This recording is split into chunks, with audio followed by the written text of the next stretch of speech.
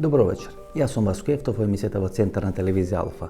Вие сте на вистинското место, почитувани гледачи, бидејќи во наредните 50 на 60 на минути и вие и јас имаме право да знаеме вистината. Вечерва имаме одлично интервју со Страшо Ангеловски, меѓутоа имаме одлична политичка анализа на тоа што ќе се случува како разврска на политичките процеси во Република Македонија. Дали ќе има предвремени избори, дали те ќе бидат споени со претседателските избори, кога би можеле да се одржат. Значи две емисии во една, интервју со Страшо Ангеловски и политичка анализа. Политичката анализа ќе правиме таму кај што ќе правиме пауза во интервјуто со Страшо Ангеловски, односно на местото на најави, ние ќе даваме парче на нашата политичка анализа. Значи наредните 60 минути останете со нас, сигурно нема да зажалите.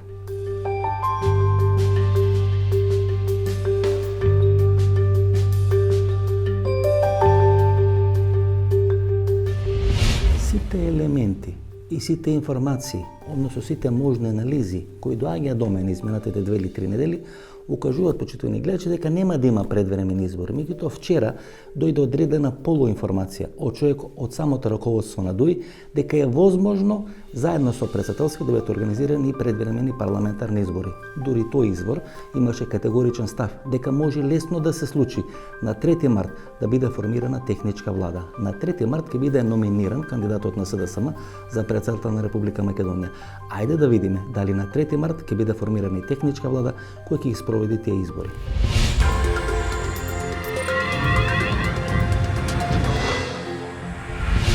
Да продолжиме таму кај што застанав минатата недела, а тоа е дека Соединетите Американски држави не ја гледаат Република Македонија како национална држава на македонскиот народ. За жал не само Соединетите Американски држави, туку и Европската унија, да речеме, или водечките земји членки на Европската унија не ја гледаат Република Македонија. Клучно не дека американците кој најмокна светска сила, дека не гледаат. Овие другите имаат некое минато. И Франција, и Германија, и Велика Британија. Американците, како нова сила во наводници, нели, последните 100-150 години, нема историски хипотеки. И не ја гледат Македонија како национална држава на македонскиот народ. Сите зборуваат дека Америка одигра главна улога во воспоставувањето на независноста и сувереноста на Република Македонија. И тоа е точно, но тоа е точно само донде до тврдењето дека на Америка и требаше што повеќе ситнење на поранешната СФРЈ за да се ослаби моќта на Србија, а не заради тоа што сакаше да формираат независна држава на македонскиот народ. Значи, ако го знаеме тоа така, потоа, со тек на годините, онака како што поминуваше времето, Македонија ваква како национална држава на македонскиот народ стана терет за американската надворешна политика и токму затоа американската надворешна политика почна, а знаејќи дека главен играч со кој тие се комотни на Балканот е албанската држава, Косово и албанскиот народ и малцинствата во соседните држави, затоа американската надворешна политика започна да игра на картата на двонационална држава од Република Македонија. Ајде да видиме што тоа значи. Значи, Соединетите Американски држави не ја гледаат Македонија како национална држава на македонскиот народ. Што де факто тоа значи? Ние, нашето членство во НАТО и во ЕУ, поставено во НАТО, бидејќи за ЕУ малце ќе почекаме, го оправдуваме бидејќи на тој начин се гарантира безбедноста и опстанокот на македонската држава. Ако ги погледнеме фактите, значи ние имаме хибридна историја, имаме хибридна нација, и колку толку имаме хибридна територија.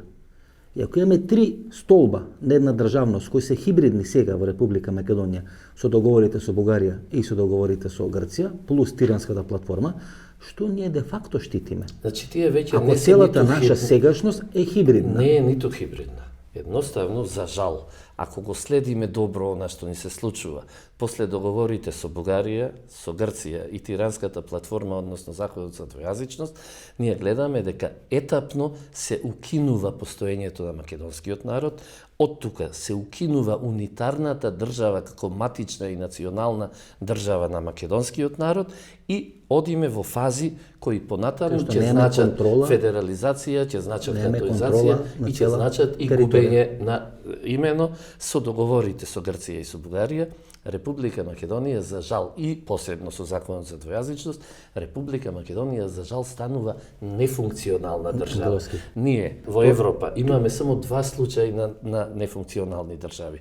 онаму каде што длабоката држава на САД инсталираше своји влади. Тоа е Украина и тоа е Република Македонија. Украина, како нефункционална држава, се наоѓа на чекор од можна поделба меѓу католичка Полска и православна Русија. За жал, не сакам да звучи катастрофично, но мора да звучи предупредувачки, дека после инсталацијата на оваа власт во Република Македонија и Република Македонија станува нефункционална држава и не дај Боже можна е поделба меѓу исламската Албанија и православната Бугарија. Ке дојдеме до таа. Знаете зошто? Тоа значи хибридна, Ангеловски. Кога јас говорам хибридна, мислам на тоа. Значи ние сега имаме хибридно минато, хибридна сегашност и хибридна иднина. Минато и немаме. Дури минато и немаме. Значи, договорот со Грција и со Бугарија. Со Грција. И на Грција наатина и беше битно да ја избрише нашата древна историја се до некаде до средниот век. Од тука, како Роналдо или како Меси, не шутнаа во преградката на Софија. Пак Софија од таму наваму ја брише нашата историја, односно ја прикажува како заедничка, и тоа ќе рече дека ние ќе имаме историја најмногу од 1990-та или пак можно е од 2018-та или 19-та, откако се создаваме како нова држава на непостоечки народ, Република Северна Македонија. Можеме да имаме од 44-та или 45-та година, но до 56-та година, ако ја прифатиме дека тогаш постоиме, ќе сме геноциден народ согласно Тиренската платформа. Но не можеме ниту од 45-та, затоа што ги укинавме од Уставот, од луките на Асном, и ние во Уставот сега го имаме само прогласот на Асном. А прогласот, да речеме, и МААК издаде свој проглас 90-та за независна суверена држава, меѓутоа, тоа не беше документ со кој се создаде независната држава. Така да, бришејќи ги од луките од Асном, ние си ја избришавме и тој дел од македонската историја. Не е дел на институционалниот карактер на македонската држава. Еве го заедничкото соопштение на владата и на БЕСА по повод договарањето помеѓу Зоран Заев и Билал Касами околу гласање на Билал Касами за уставните измени, што се случи на 11 јануари. Од тоа, значи, официјално соопштение, ова може на сајтот на владата да се најде, вели дека се прифати амандманот на уставниот амандман 36 со кој се потврдува дека републиката, дури ни име не стават, се потврдува дека републиката подеднакво води грижа за диаспората на сите своји граѓани. Тоа значи дека оној што сакал тамо да крева Форт, како се вика она, касарната во Америка со потекло од Дебар, македонската влада подеднакво ќе води грижа. Тоа во суштина и не значи ништо.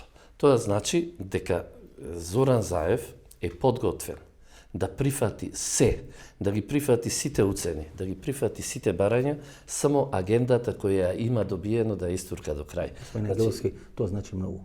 Тоа значи дека диаспора не се тие кои се иселени од Република Македонија. Тоа значи, се извинувам, ова е многу клучна работа, затоа повторили по трет пат во последните 3 емисии го отварам ова прашање. Тоа значи дека диаспора не се само тие кои се иселени. Тие кои со Балканските војни, кои со Првата или со Втората светска војна останале надвор од Република Македонија, со договорот со Бугарија и договорот со Грција, ние се откажуваме дека не постои така. Имено, дефинитивно. Што тоа значи, Ангеловски, ако се вратиме сега на суштината? Тоа значи дека македонци се само во овие наши 25.000 километри квадратни кои останаа по 44 година, кај што Тито и Лазо направиле македонска нација. Тоа е суштината, нели? И на овој амандман и на се ова што Зоран Заев го има договорено. Многу одамна го имам зборувано ова. Значи некаде пред 250 години со Вестфалскиот договор се дефинира. Што не критикуваше советникот на Зоран Заев. Се дефинира, значи, поимите држава, народ, нација, граница, малцинство. И според тој Вестфалски договор, доколку не постои малцинство, не може да постои ниту народ, ниту нација. Зошто? Затоа што е повеќе од јасно дека не постои таков народ кој е затворен само во границите каде што се наоѓа. Во светот има 6000 малцинства. Значи ние сме херметички македонци. Не постои таков народ. Инвитро македонци. И токму затоа е играта да се избришат македонските малцинства во соседните држави, за да со тоа се докаже дека не постои и македонски народ. И конечно со договорот со Грција е веќе и дефинирано и подпишано дека не постои македонски народ. Го печатиравме. Го печатиравме и го запетониравме. И јас ги слушам представниците од владата кои велат дека никој не може да ни забрани да се чувствуваме како македонци.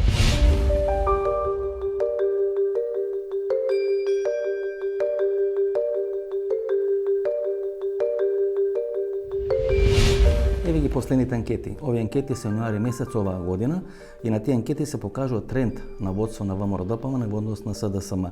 Например, кога се мери излезноста на сите гласачи и кога се мери заедно македонци, албанци, роми и турци, тогаш ВМРО-ДПМН има 18,2%, СДСМ има 17,5%. Значи некаде околу 0,7 до 0,8% предност и водство на ВМРО-ДПМН во однос на СДСМ. ВМРО-ДПМН има најнизок резултат во ноември минатата година. Тоа е на ситуација кога 8 пратеници на ВМРО-ДПМН гласа за уставните измени или се одметнуваат од партијата. Најнискиот резултат на СДСМ е во август месец минатата година, изнесо 12,9%, меѓутоа тоа се должи можеби и на годишните одмори. Кога би се мерил рейтингот на ВМРО-ДПМН само кај македонците или кај вкупниот број на македонци, тогаш разликата е огромна во корист на ВМРО-ДПМН. 28% од вкупниот број на македонци би гласале за ВМРО-ДПМН, 18% би гласале за СДСМ, или разлика од 10%. Меѓутоа, ако се мерат само луѓето или гласачите кои ќе излезат да гласат на предвремени парламентарни избори или непредседателски избори, тогаш разликата се зголемува во корист на ВМРО-ДПМН. Тогаш вкупниот број на гласачи без разлика на етничката припадност кои би гласале за ВМРО-ДПМН, значи македонци, албанци, турци, роми и така натаму е 34,9%, а вкупниот број на гласачи кои би гласале за СДСМ е 33,7% или разлика од некаде 1,2%.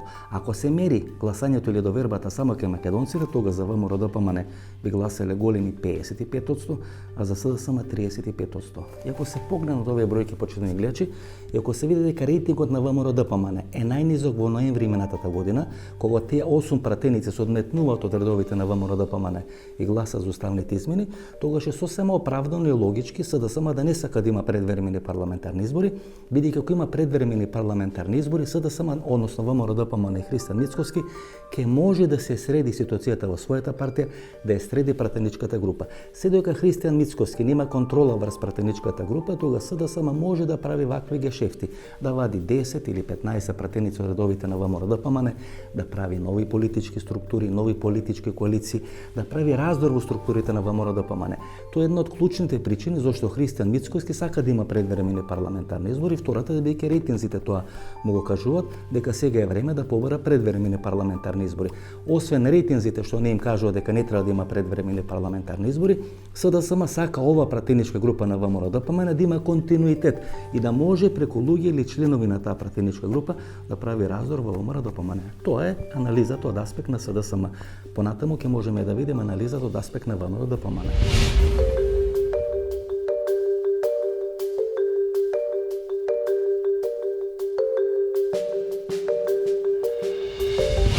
Значи, нас и диаспората не е хибридна.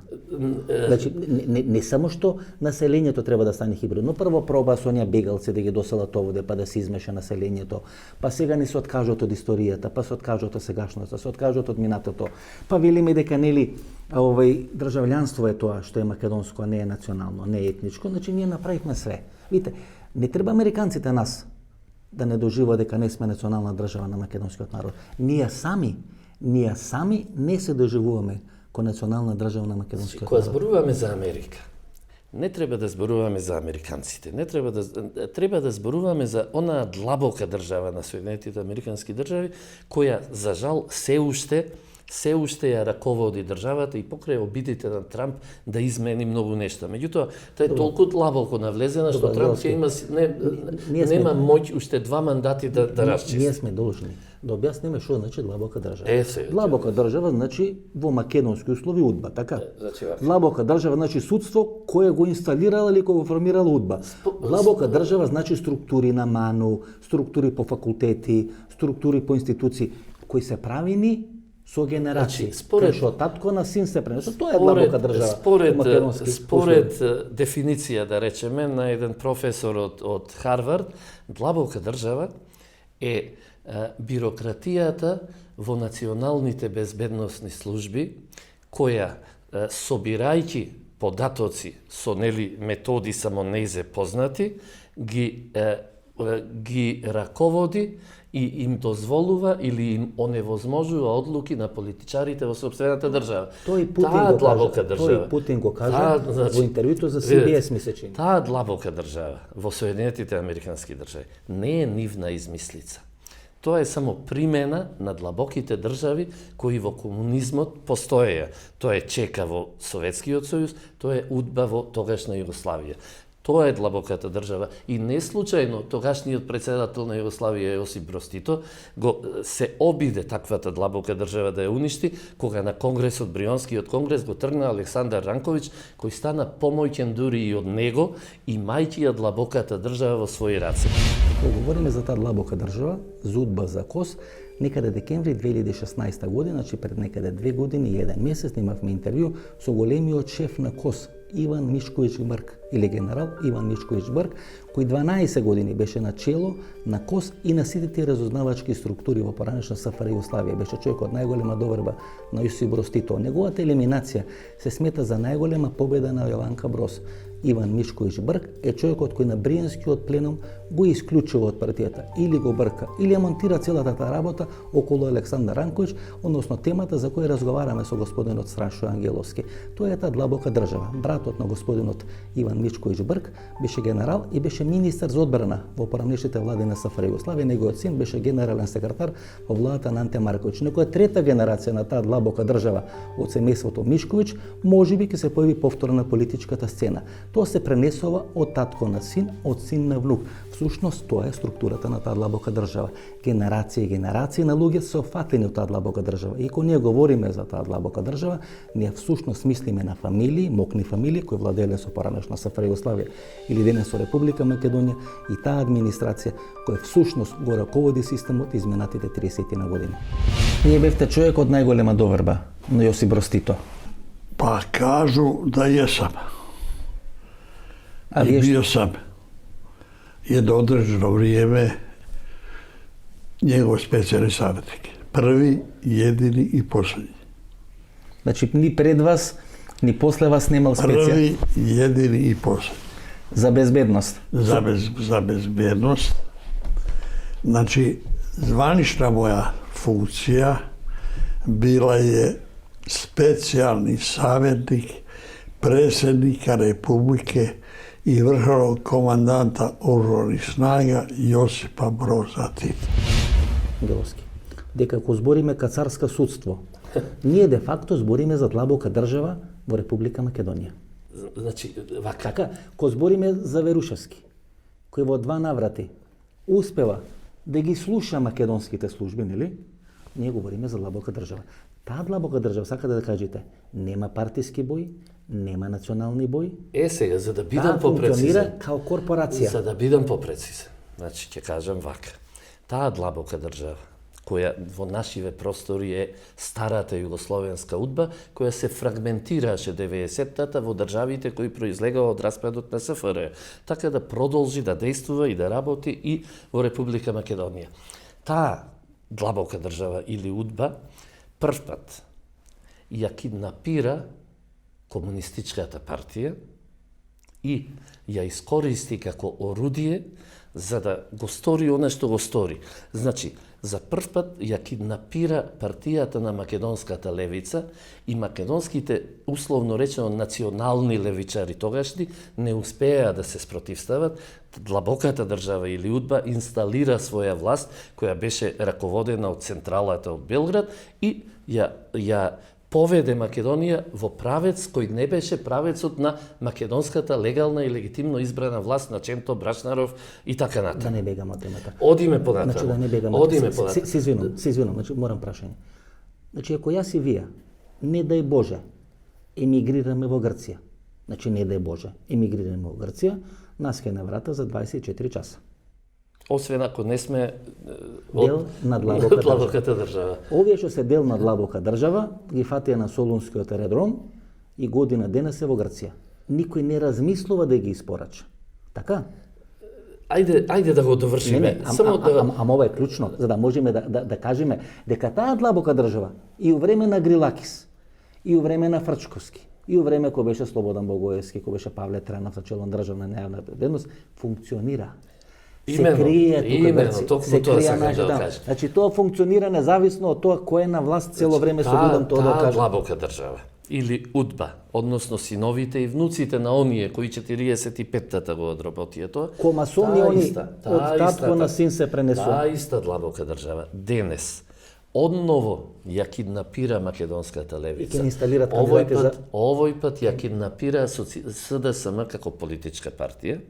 И повторно, македонските социјалдемократи, оние вистинските, честните и национално определени, повторно ја изгубија битката на левицата во битката со удба. Ајде да бидеме поштени. Значи, ајде да бидеме поштени. Ангеловски, се извинувам, ама немојте да правите се историски фаули. Не. Киднапирана е левицата. Киднапирана и десницата и изминатите 10-11 години. Бомбите, се она што гледаме, тоа не може да се случи ако десницата не била киднапирана од длабоката држава. Ама се извинувам. Значи, морате да бидете историски коректен. Значи, цела држава е контролирана од длабоката држава. Тоа треба да му кажем на гледачите. Прво да кажеме вака. Држава не признава и не познава партиски, не ми дозволувате. Ама не, ќе дојдам до таму. Ама не, можеме да чекаме. Значи, можеме да чекаме конкретно ги многу накратко, значи, ние 70 години имаме внатрешна битка во македонската левица и постојано таа битка ја води македонската ја губи македонската национална левица против удбашката длабока држава инсталирана во македонската левица. За жал, од 90-тата наваму таа длабока држава или таа удба за која зборуваме успеа длабоко да се инфилтрира и во македонската десница. Од тука ги имаме резултативе кои денеска ги имаме. И ние мораме да бидеме свесни. Тоа чекам 15 минути, 15 минути во оваа емисија. Ама мораме да ги... Ама не, 15 минути во оваа емисија е многу, значи тука треба... Луѓето треба да го сватат. Не може народ да ве чека 2 сати. Како течеле нештата и како дошло до овде. И сега, јас искрено сметам дека ова ново и младо раководство на ВМРО ДПМН почна со прочистување на македонската десница. И затоа се нападите врз нив. Затоа се нападите врз нив. Од сите страни. Од СДСМ и длабоката држава која сега надвор од ВМРО. Од сите страни, ете така. Ете таа е суштината. И затоа честните и прави македонски патриоти треба да дадат подршка на ова ново раководство на ВМРО ДПМН, кое се надеваме дека ќе ја излечи македонската десница од заразата која е внесена преку удбашките методи во партија.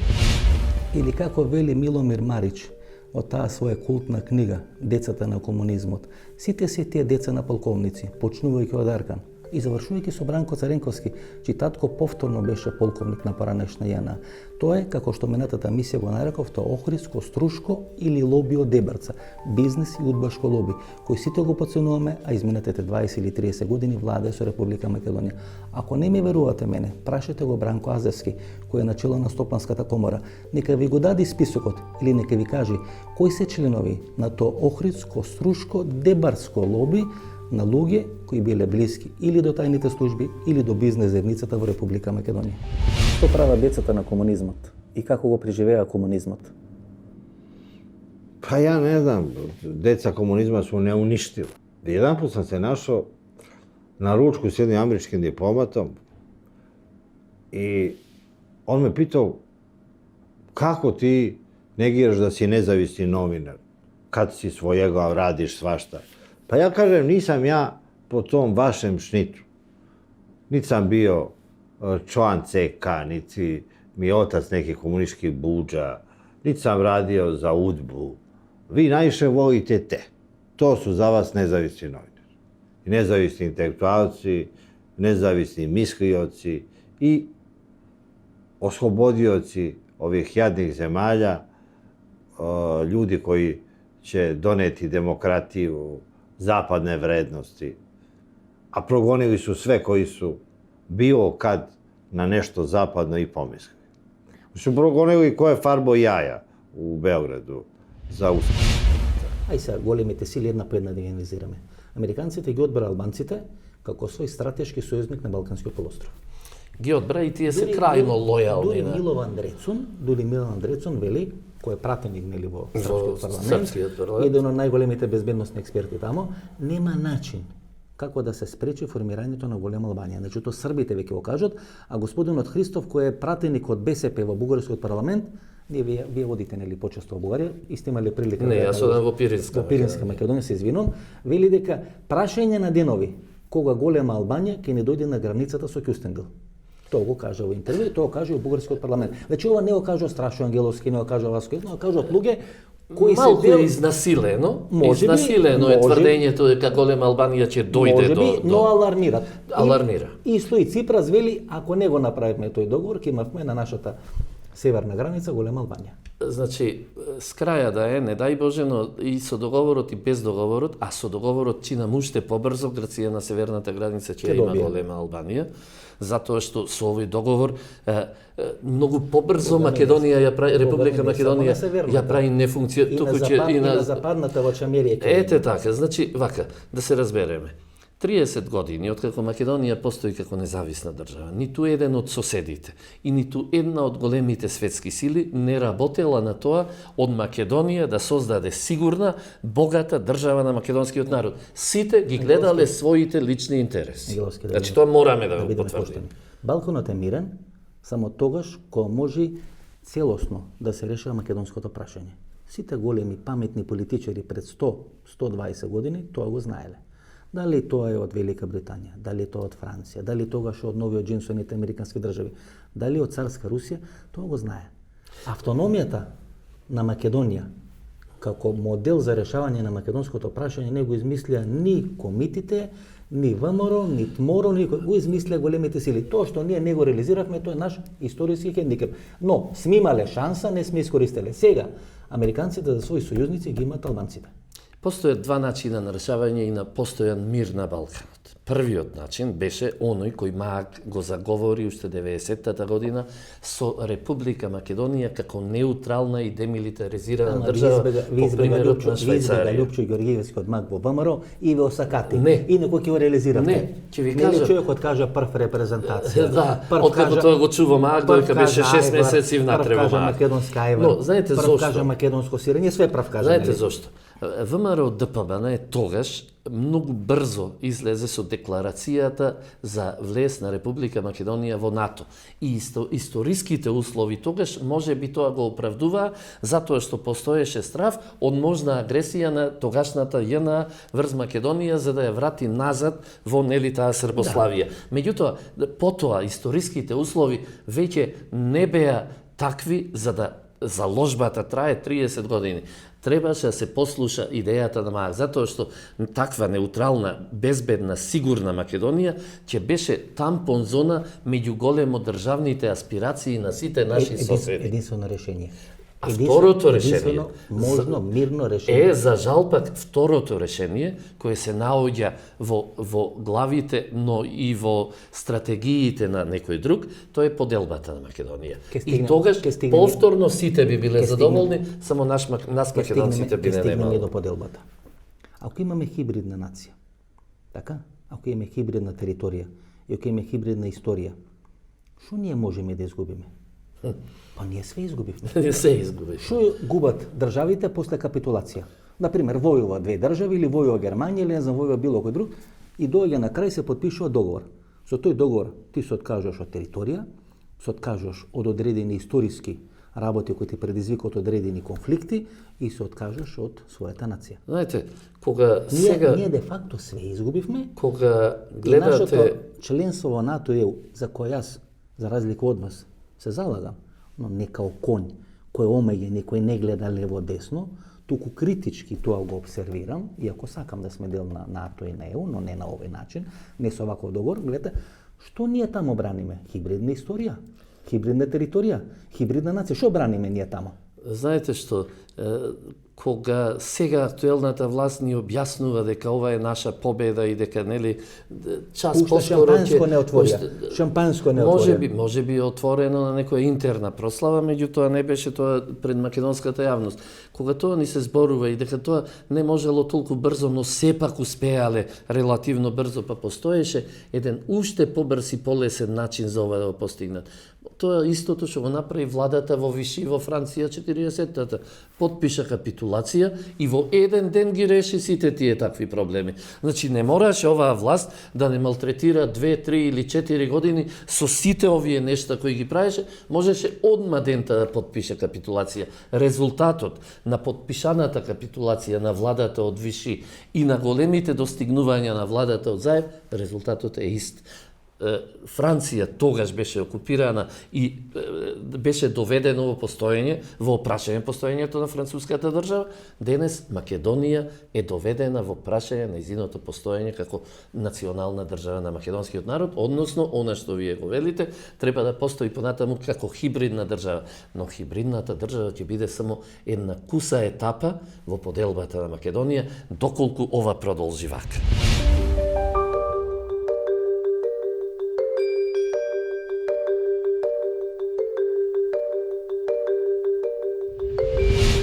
И ви ги резултатите на сите досегашни председателски избори, првите кои се случат 1994 година, кај што Киро Глигоров освоја 52,44%, а Љубиша Ѓорѓевски 21,6%, односно Киро Глигоров освоја некаде 715.000 гласови, Љубиша Ѓорѓевски освоја некаде 197.000 гласови. 4 години подоцна, односно 5 години подоцна, 1999 година, ВМРО ДПМН, односно Борис Трајковски во првиот круг освојува едва и 219.000 гласови, а Тито Петковски освојува некаде околу 343.000 гласови.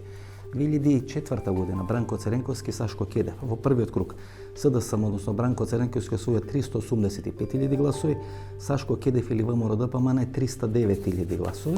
И доаѓаме до 2009-2014 година, кога избран Ѓорѓе Иванов првиот и вториот мандат. Во првиот мандат Ѓорѓе Иванов освоја 345.000 гласови, Љубомир Фрчковски 202.000 гласови и во вториот мандат прв пат е пробиена после Киро Глигоров таа граница од 400.000 гласови.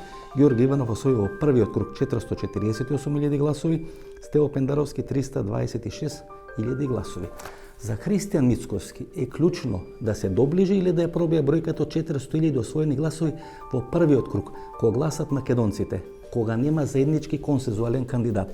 Ако нема заеднички консензуален кандидат и ако Христијан Мицковски се доближи во првиот круг на председателски избори до бројката или надмини бројката од 400.000 гласови, тогаш целата политичка ситуација зема во своји раце. Тогаш ќе биде многу тешко, речиси невозможно, целата таа структура составена од Сашо Мјалков, Митко Јанчев, Никола Тодоров и луѓето кои се незадоволни, стимулирани од СДСМ, од сегашното работење на ВМРО ДПМН, тие тешко ќе може да побарат конгрес и тешко ќе може да се надеват дека на тој конгрес би може да направат некоја панорама 3 или некој нов пуч и смена на сегашното раководство на ВМРО ДПМН. Значи клучно е за Христијан Мицковски да не падне под 350.000 во првиот круг на председателски избори.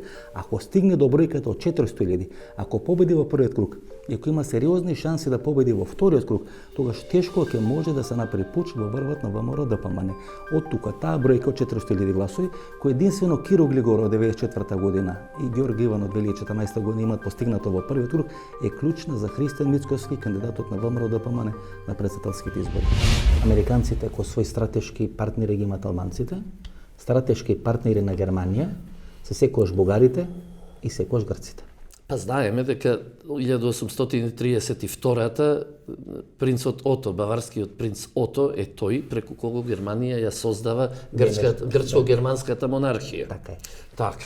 Знаеме дека неколку децении подоцна преку Сакско-Бурготската династија се создава бугарската монархија. И од тука и германците се први кои го дават името Нова Македонија. О, така. Тоа е предлогот на Клаус Кинкел. Така. Долго години шеф на БНД, подоцна министар за надворешни работи. Така, и Македонија, значи, во германското барање подршка во битката да има свое влијание на Балканот, Македонија е непотребна, дури име представува и ризик. Ним им е сосема доволна сега ваква грчка држава со забетонирана северна граница, меѓутоа... Кој беше на 11-12 јануари во Грција?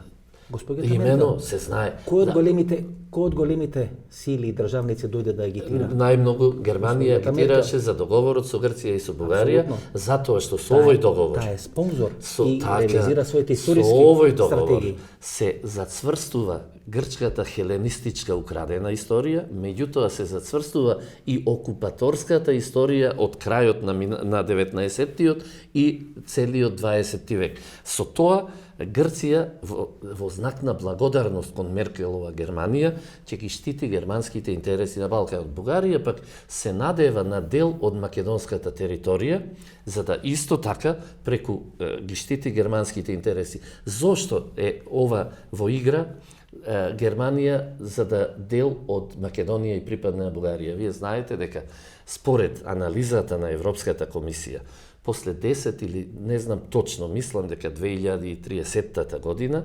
Бугарија ќе има помалку матично бугарско православно население. Со приклучување на делот од Македонија со православно население би требало во Бугарија да се воспостави некаков баланс одново во полза на православното население. Пред својата смрт, тој Божитар Димитров го кажува. Така, и внимавајте на ромите. На ромите. Немојте со турците, внимавајте на ромите до 2030-2040 и според американски анализи. Во извештајот на Јоханес Хан за Бугарија стои тоа, дека 2030 година во извештајот на Европската комисија, кој е поднесен од Јоханес Хан, стои дека 2030 година бугарскиот народ во сопствената држава ќе биде малцинство. Вие во Бугарија имате региони каде што нема цели региони каде што нема ниту еден жив човек. Кој нас не верува, господин Ангеловски, нека ги погледне интервјуата на Кирчо Киров, големиот шеф на бугарските разузнавачки служби, кој ги дава на ТВ Нова Бугарија и на БНТ. Сите тие интервјуи може да се видат на интернет и ќе видат што кажува Кирчо Киров за опасноста бугарите да станат малцинство во својата држава. И доаѓаме до третиот. Значи тоа е Русија. Ако стратешки партнер на Русија од секогаш била Србија и останува. Меѓутоа, што тоа значи за Република Македонија? Ајде да дефинираме. Значи, многу интересно. Тоа значи ако русите ко стратешки партнер продолжат да го форсират српскиот народ и српската држава. Значи, не само што ќе продолжат, туку тие дефинитивно продолжуваат да остануваат како стратешки партнер со Србија. Србија која пак се покажа или се покажува во времето на владењето на Вучич како лојален партнер на Русија. Токму затоа и Русија влегува во играта за мирното разграничување на Косово. Што значи тоа? Тоа значи дека јужниот дел на Косово со некои мали енклави, албански енклави околу Бујановац, Медвеџа и Прешево би требало да влезат во составот на таа голема Албанија, а северниот дел на Косово да биде во склоп на српската држава. Меѓутоа, и доаѓаме до клучната Република Српска. Тука доаѓаме, значи до Косово. Република Српска е клучниот ребус. Доаѓаме до тезите на Кочо Данај, политичкиот советник на Сали Бериша. Човекот кој издаде книга некаде пред 10 години со наслов Природните држави на Балканот. Значи, натурале, тоа е неговата формулација. Во една таква ситуација. Не вика голема Албанија, туку Албанија натурале. Затоа што веќе тоа голема држава, звучи многу грубо, а додека природна држава звучи многу милозвучно во ушите на европските демократи. Значи, во еден таков процес на создавање на природни држави, Русија преку Република Српска, која би била дадена како надомест за јужниот дел на Косово, Русија за прв пат би имала свое влијание преку Дрина. Ниту Србија, ниту Русија било кога преку Дрина имале свое влијание. Со требење можат камен да фрлат на Дубровник. Така, тоа ќе рече дека во една таква разврска и големите сили, Соединетите американски држави, преку голема Албанија, би биле задоволни со своето влијание на Балканот. И Русија, преку Србија, заедно со голема Србија, би била задоволна со своето влијание, и Германија, преку Бугарија и Грција, би била задоволна со своето влијание. Тука имаме се... Гледате се што се случува Република Српска. Значи, барањето да биде укината Република Српска, значи унитарна Босна и Херцеговина, тоа значи по кратка постапка влез на Босна и Херцеговина во НАТО. Исто како што беше случајот со Црна Гора, исто како што беше случајот како што е случајот со Македонија. Македонија. Меѓутоа тука во Босна сега имаме еден регионален играч за кого Босна е многу значајна, односно босанскиот народ, бошњачкиот народ, тоа е Турција. Турција која сака да пенетрира на Балканот, која пред 10 години јасно кажа дека главна цел на турската надворешна политика ќе биде возобнова на отоманските вредности на Балканот. Меѓутоа, во понатамошните раздвижувања остана единствено Босна како точка во која Турција може да се подпре. Има една информација пред 2 месеци која објавија турските медиуми со новата траса на турскиот тек, кај што турските медиуми објавуваат дека Тајип Ердоган и Република Турција не се согласува турскиот тек да поминува преку територијата на Република Грција, туку инсистира турскиот тек да поминува преку територијата на Република Бугарија. Што тоа значи? Тоа значи од македонска гледна точка дека се возможни 2 разврски на македонската криза или на балканската криза. Тоа е поделба на Република Македонија како интересовни зони исток-запад и север-југ. Ако е таа поделена на интересовни зони исток-запад, тоа значи помеѓу Република Бугарија и Република Албанија. Тоа значи огромно турско влијание во Република Македонија. Бидејќи Турција ќе има огромно влијание во Бугарија, не само преку турците кои се таму некаде околу 600-700 илјади, не само преку турскиот тек, туку и преку исламизација на ромите, кои за 20 до 30 години ќе станат мнозински народ во Република Бугарија. Има исклучително големо влијание во македонските безбедносни структури и во косовските безбедносни структури. Ако дојде до интересовна поделба на Република Македонија на исток-запад, тогаш влијанието на Турција ќе биде огромна. Втората поделба е север-југ, помеѓу Србија и помеѓу Грција. Ќе видиме кој од тие 2 разврски ќе биде анализирана на терен изминатите неколку години. Сега ќе имат војска. Вела дека ќе објават на 28 ноември, кога им е денот на албанското знаме. Дека веќе се планирани околу 300 милиони евра за купување на опрема од американската армија, американската војска. Значи дадена е прекјутна согласност од американците да биде формирана таа војска на Косово, иако по договорите кои се направени околу Косово не требаше да биде формирана таа војска. Фактички, они су војску стално имали. Они никад нису демилитаризовали ОВК. УЧК или УЧК. Oni su uvek kao jedinice postojali. Oni nikad nisu predali oružje. Predali su samo jedan deo oružja i to onoga neispravnog i tako dalje. A u međuvremenu su nabavljali drugo, mnogo modernije oružje. Oni već 10 godina školuju svoje oficire u Turskoj, u Americi i u Nemačkoj. Svake godine se objavljuje konkurs za Tursku akademiju, vojnu akademiju i za vojno-medicinsku akademiju. I to je besplatno školovanje. Isto kao najveći donator opreme je Turska, Amerika i Nemačka.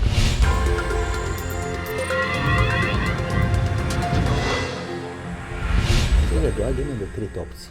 Значи, цело ово интервју што претходно го правевме за да дојме до трите клучни работи кои можеби македонскиот народ во моментот не е спремен да ги слушне, но ние сме должни да му ги кажеме. Па барем да предупредиме. Значи имаме 3 опции. Првата опција, дали територијална, дали интересовна поделба на Македонија на 2 дела, помеѓу Република Албанија и Република Бугарија. Значи не мора да е територијална, може да е интересовна. Тука веќе влијанието на Турција е исклучително големо. Турција преку ромите кои ги исламизира има исклучително влијание во Бугарија. Турција преку турците кои се 700-800 и емиграцијата на бугари со турско потекло кои имат емигрирано после Тодор Живков во Турција има исклучително влијание, големо влијание на Косово и големо влијание во Македонија и во Албанија. Значи, таа поделба исток-запад интересовна Бугарија и Албанија ја прави Турција клучен хегемон на Балканскиот полуостров. Меѓутоа Турција има многу поголеми проблеми во моментов. Тоа е проблемот со можноста за формирање на курдска држава на незината територија. Ке компензира. Турција има проблеми со оние 4 милиони бегалци кои сега нели на границата со Сирија сака да овозможи некако нивно враќање. Тоа е инвестиција. Добро, инвестиција. Ако ги пушти во Западна Европа, може што сака да прави. Значи Ердоган научи од Меркел, го научи како да се однесува кон бегалците, кон мигрантите. Меркел рече, ги отвараме границите за сите, па потоа откако сите пристигнаа, таа ги одбра оние кои беа добри за незината Германија, другите ги врати. Меркел немал потреба. Истото го работи и Ердоган. Ердоган немал потреба да учи од Меркел. Истото. Целата византиска интелигенција, целата византијска интелигенција си остана у денешна Турција. Само смени религија. Те не избега на друго место. Си остана во Истанбул, тука е Фенерската, односно Вселенската патриаршија, тука е округот или квартот Фенер. Значи целата интелигенција византијска си има останато. Ердоган е дел на таа византијска интелигенција. И ние можеме да збориме што сакаме, но тој што не ја познава историјата не може да ја предвиди ниту иднината. Втората поделба е север-југ. Ако има Северна, има Јужна Македонија. Што прават Источна и Западна Германија? Што прават Источна, односно Северна и Јужна Кореја? Што прават Северна и Јужна Македонија? Таа поделба е сега веќе невозможна. Може би во едни идни променети геостратегиски услови, може би во едни идни променети геостратегиски услови, да, меѓутоа во овој момент поделбата север-југ е невозможна и таа е затворена и забетонирана. Со договорот со Атина, таа е забетонирана дефинитивно. Гледате што се случи во Велес, почитувани гледачи. Тоа е двоезичноста на сцена во Република Македонија или двоезичноста на дело во Република Македонија. Имаме македонски градоначалник кој мора да молчи и кој мора да гувее кога албанскиот министар за образование говори на албански јазик во градот кој е македонски град. Велес не е случајно избран град. Секогаш градоначалникот на Велес се избира со албански гласови. Во третата изборна единица, пред еден или два циклуси на парламентарни избори, дуи само за малку не освои пратени, кога носител на листата беше потпредседателот на владата господинот Бујер Османи. Всушност Велес е одбран како влесна дуи на македонскиот исток. Тоа е таа двојазичност. Таа двојазичност ќе прави Република Македонија нефункционална држава. Се плашам дека на крајот, почитувани гледачи, не албанците, туку ние македонците поради таа нефункционалност на македонска држава ќе побараме разграничување со албанците. Се надам дека не сум управо, велам, ќе стане нефункционална држава која ќе биде многу скапа и тешка за одржување.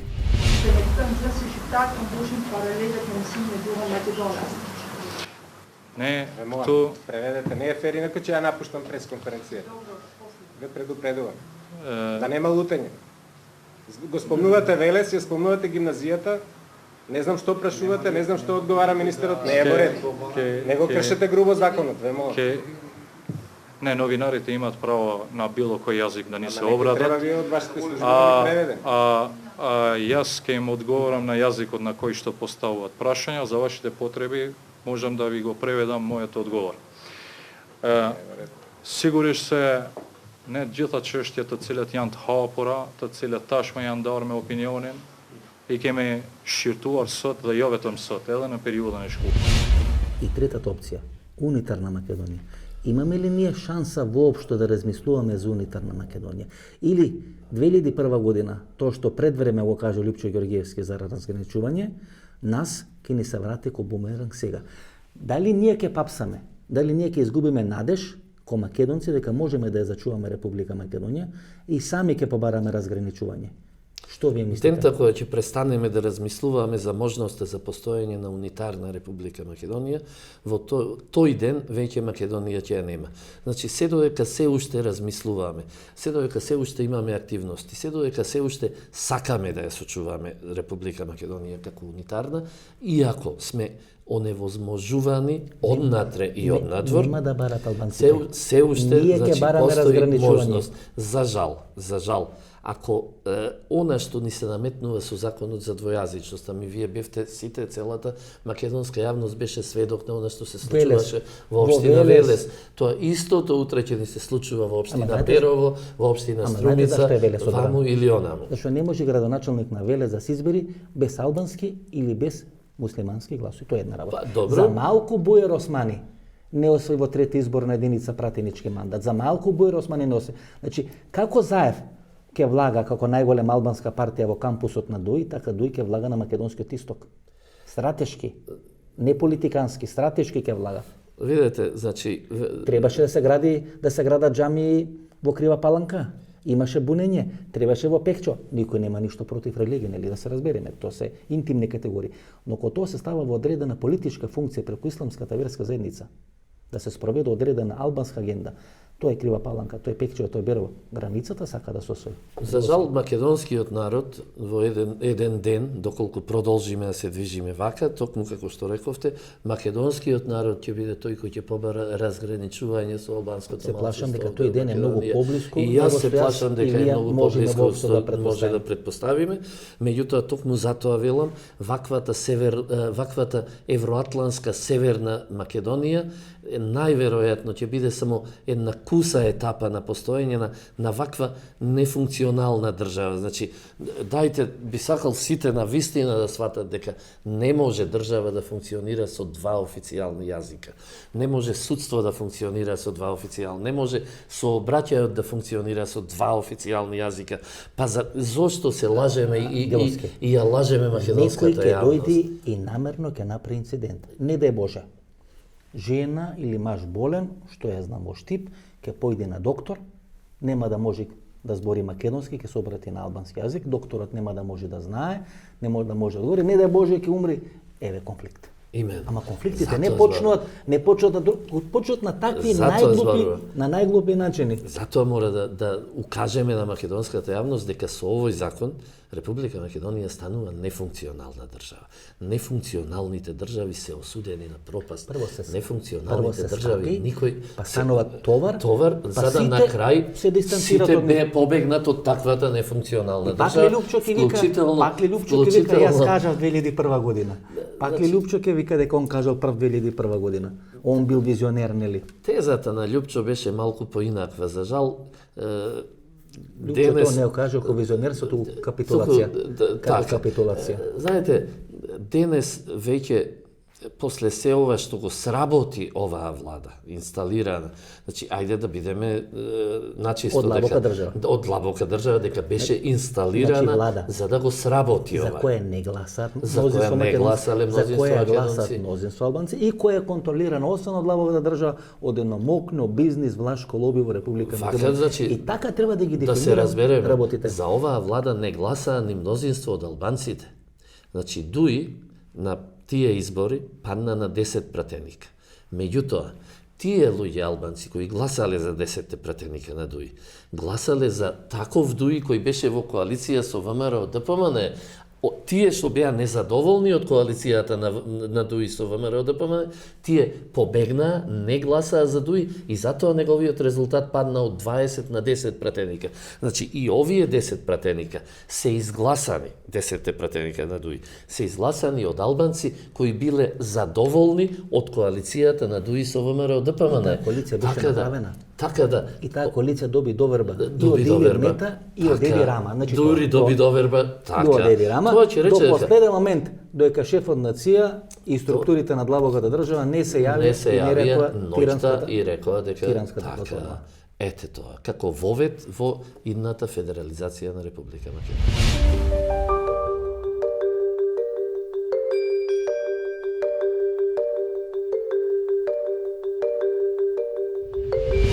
Кои ќе бидат кандидати на председателските избори, ние ќе анализираме идната недела или во идната емисија, почитувани гледачи. Сега ќе спомнеме две имиња, Никола Поповски и Никола Димитров.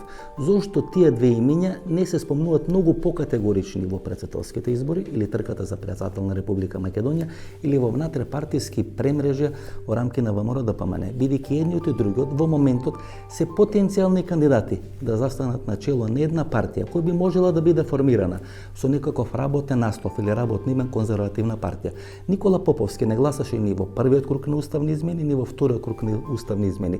Многу ми смета дека човекот не сака да гласа, меѓутоа има одредени анализи дека му било речено да не гласа, дека му било речено да биде заштитен, да не се валка во тие уставни измени, бидејќи те може да поминат и без неговото гласање, дека треба да има некоја друга роља, дали тој, дали Никола Димитров. Еден од нив двајца се потенцијални кандидати да застанат на чело на тој работен проект, конзервативна партија. Ако ВМРО ДПМН не може да биде скршена однатре, тогаш може да биде направена една нова политичка структура, десно ориентирана, таа да се нарекува конзервативна партија и на нејзино чело може би да застанат или Никола Димитров или Никола Поповски. Дали тоа ќе се оствари, ќе видиме, се ќе зависи од резултатот на председателските избори или првиот круг на тие председателски избори.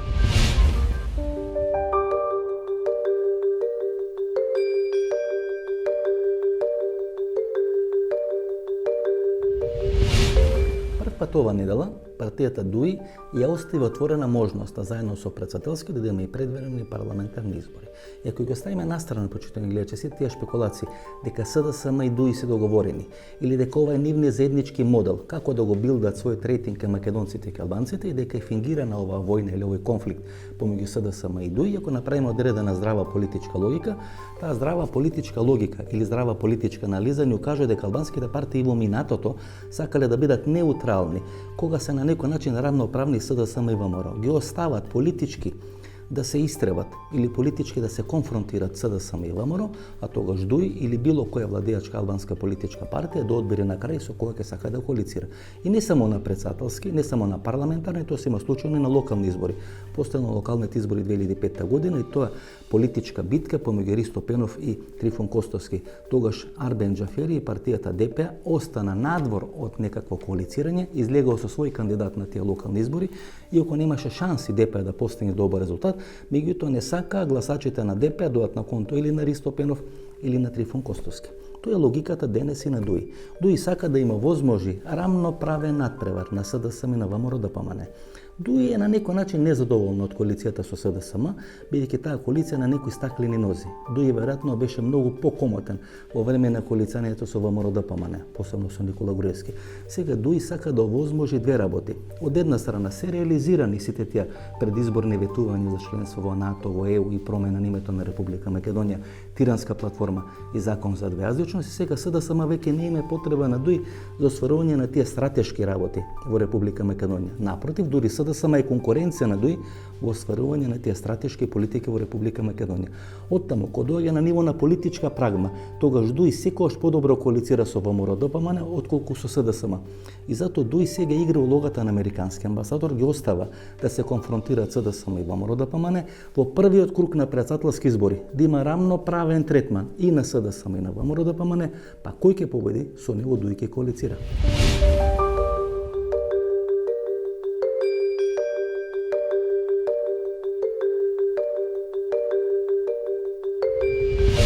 Од оние анкети кои ви ги презентирав пред малку, почитувани гледачи, јасно се гледа дека единствено Зоран Заев од структурата на СДСМ ужива доверба кај албанските гласачи. Ниту Радмила Шекаринска, ниту Оливер Спасовски, многу малку Стево Пендаровски и никако Никола Димитров не ужива доверба кај албанските гласачи. Значи само Зоран Заев ужива довербата на албанските гласачи. Тука се поставува прашањето дали Зоран Заев 2019 година ќе го затвори кругот кој почнува 2014 година. 2014 година во исто време се организираат и предвремени парламентарни и председателски избори.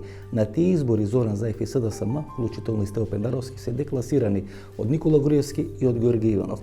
Тогаш Зоран Заев не ги признава резултатите на изборите 2014 година, отпочнува процесот на бојкот на парламентот и на институциите на системот и тоа завршува со шарена револуција, носење на Зоран Заев на чело на државата и промена на името Република Македонија.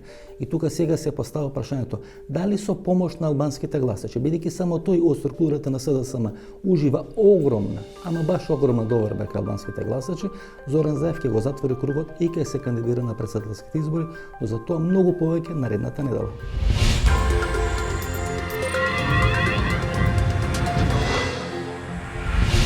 Дај Боже до федерализација да стигнеме. Значи, дај Боже до тамо да застане работата. Значи, како викавме ние, нели која спасувавме Југославија? Па федерализација, па мека конфедерација, па ајде, може малце потврда конфедерација, па не знам, скратена Југославија, па асиметрична. Но знаете што е? И на крај федерализацијата не можеме да застанеме. Федерализацијата е само фаза на историски кон процеси. мирно разграничување. Ајде да ги искористиме модерните изрази разграничување. Врата на поле. Значи, федерализацијата е само фаза кон мирното разграничување. Може ли река да се сопри? Не. Може Тоа ли? е тоа. Кој нешто оди, кој некој процес е трнат, тој не се стопира. За жал, Може и превремено да се на некој начин одложи, меѓутоа не може да се стопира. затоа јас денес пишувам. Алармираме ние. Денес Значи ова што го разговараме. Алармираме, не посекуваме. Знаете, денес пишуваме на колумна, напишав, ќе излезе деноиве во која велам дека македонската левица треба да му се извини на својот народ, затоа што и дозволи на длабоката држава да и влезе во нејзината партија и преку нејзината партија, тогаш СКМ, а денеска СДСМ, да го сработи ова што го работи. Таа левица ја формираше длабоката држава, да и служи на крај, последните 30 години или 40 години, таа левица се сведе на алатка во рацете на длабока држава. Значи во рок од 30 или 40 години си ги смени улогите. Од газди кои преку длабоката држава владеја, на крај се сведува да служат на длабоката држава, и тоа е всушност парадоксот на македонската левица. Таа длабока држава, таа удба која 45-тата сите и добро ангеловски непријатели ги обвинуваше како Ванчо Михајловисти, бугараши и како пријатели на империалистичката САД и Велика Британија. Денеска тие истите, нивните синови и внуци, значи таа иста удба, денеска сите оние кои се спротивставуваат на ваквото разнебитување на Македонија, за да ја видиме колку е голема иронијата, сите нив се ги нарекуваат непријатели на Соединетите Американски држави и руски шпиони и руски инсталации во Република Македонија. Значи, дали можеме да го сватиме? Да ве коригирам. Не само што не направија нешто против Ванчо Михајлов, туку го штите да остане во живот Ванчо Михајлов. За секој кој опозицијски размислува да биде жигосан дека Ванчо Михајлов имено, инаку тогашната удба имаше толку многу методи и многу поневажни. Зема со работничка од Белград кој студираше, му ја однесоа во Ватикан, во многу Италија. Поневажни личности од македонската емиграција беа ликвидирани посебно во Западна Германија. Ванчо Михајлов беше чуван од удба, токму затоа, за да стои, за да може да бидат обвинувани сите пројави на македонизам, кои во тој момент не им требаа, за да бидат обвинувани за Ванчо Михајловизам. И тие кои тоа го правеа, денеска пак не обвинуваат сите нас, кои се спротивставуваме на ова, како анти-НАТО, како анти-европски, како проруски инсталации во Република.